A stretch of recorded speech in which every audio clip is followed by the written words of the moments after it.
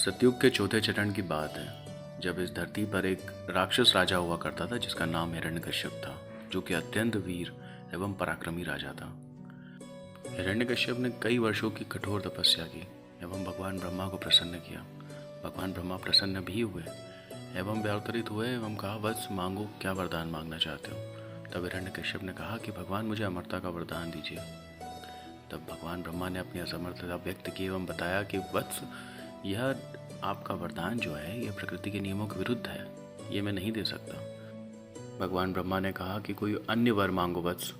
तब हिरण्यकश्यप ने बड़ी चालाकी से एक ऐसा वर मांगा जिससे हिरण्यकश्यप अमरता के समीप पहुंच गया।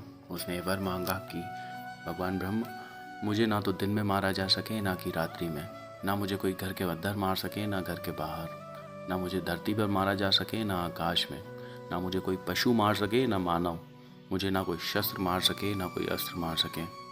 भगवान ब्रह्मा उसकी ये चालाकी से भली भांति परिचित थे। इसके उपरांत भी वे उसे वर देने के हेतु बाध्य थे। भगवान ब्रह्मा ने कहा, तथास्तु वत्स, ऐसा ही होगा। और ऐसा ही हुआ। इस वरदान को प्राप्त करने के बाद सम्राट हिरण्यकश्यप ने कई युद्ध किए और तीनों लोकों में अपना शासन स्थापित किया।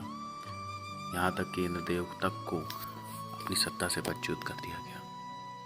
तीनों लोकों में राक्षस राज की स्थापना हुई, जहाँ पर कठोर नियमों की स्थापना के साथ किसी भी प्रकार से भगवान की भक्ति की जाना प्रतिबंधित थी। कोई भी व्यक्ति, साधु, संत या ऋषि इसे करते हुए पाया जाता था तो उसे मृत्युदंड तक दिया जा सकता था।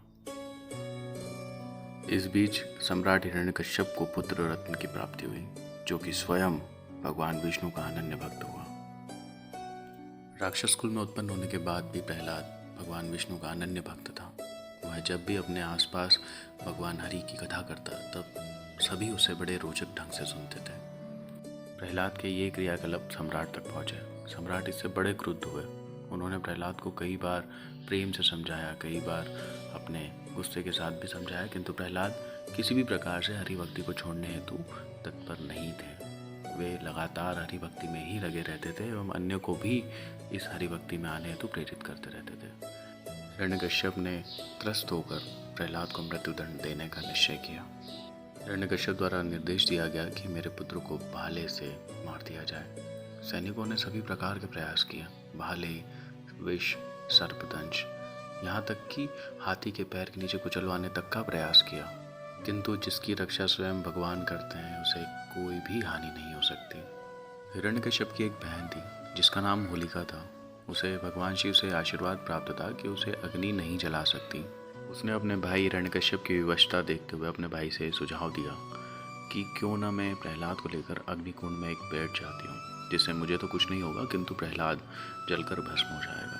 हिरण्यकश्यप तुरंत तैयार हो गए और एवं एक बड़ा सा अग्निकुंड तैयार किया, जिसमें होलिका प्रहलाद को लेकर के बैठ गई। अग्नि लगाई गई, किंतु जब अग्नि शांत हुई तो ये पाया गया कि होलिका जलकर भस्म हो चुकी है, किंतु प्रहलाद को न्यूनतम हानि भी नहीं हुई है। यही दिन था फाल्गुन मास की पूर्णिमा का, और तभी से लेकर आज तक हम होलिका का त्यौहार मनाते आ रहे हैं एवं अपने अंदर की बुराइयों को इस दिन हम भस्म करने का संकल्प लेते हैं। अब रही बात हिरण्यकश्यप एवं प्रहलाद की। जब प्रहलाद को किसी भी प्रकार से मारा जाना संभव नहीं हो सका, तब हिरण्यकश्यप स्वयं उसे मारने हेतु आतुर हो गए। वे उसे मारने ही जाने वाले थे कि प्रहलाद ने कहा कि आप मुझे क्यों मार रहे हैं, आप सीधा हरि को मारना चाहते हैं। मुझ में हरि है, आप में हरि है, आप सब में हरि है। तब हिरण्यकश्यप ने सवाल किया कि क्या इस स्तंभ में भी हरि है। तब उस स्तंभ पे हिरण्यकश्यप ने लात मारी एवं प्रहलाद ने कहा, जी हाँ बिल्कुल, इसमें भी हरि है। तब उस स्तंभ को तोड़ते हुए भगवान नरसिंह वहां अवतरित हो गए। भगवान विष्णु अधर्म की इस पराकाष्ठा एवं अपने भक्त पर आए संकट को देख नहीं सके। वे वहां अवतरित होकर उपस्थित हुए एवं उन्होंने वही किया जो वे हर अधर्म के साथ करते आए। जी हाँ, उन्होंने हिरण्यकश्यप को मृत्युदंड दिया। अब जिसे किसी प्रकार से मृत्यु नहीं प्राप्त हो सकती थी, उसे किस प्रकार मृत्युदंड दिया गया, उसका कारण यही है। हिरण्यकश्यप को न दिन में न रात्रि में अपितु संध्या काल में, न घर के भीतर न बाहर अपितु चौखट पर, न धरती पर न आकाश में अपितु अपनी गोद में लेटाकर, न मानव रूप न पशु रूप में अपितु नरसिंह के रूप में, न अस्त्र से न शस्त्र से अपितु अपने नाखूनों से हिरण्यकश्यप को मृत्युदंड दिया गया। कहते हैं कि हिरण्यकश्यप को मारने के बाद भी भगवान नरसिंह का क्रोध शांत नहीं हो रहा था। वे इतने अधिक क्रोधित थे कि उनके क्रोध के कारण धरती का तापमान बढ़ने लगा। पृथ्वी प्रलय की ओर बढ़ चुकी थी। सभी देवता उपस्थित हुए एवं भगवान नरसिंह को शांत करने हेतु प्रयासरत रहे, किंतु कोई भी भगवान विष्णु को शांत नहीं करा सका। ऐसे में उनके आगे प्रहलाद को आगे किया गया कि पुत्र, अब तुम ही हो जो भगवान नरसिंह को शांत कर सकते हो। अपने आराध्य की आराधना करो एवं उन्हें शांत करने का प्रयास करो।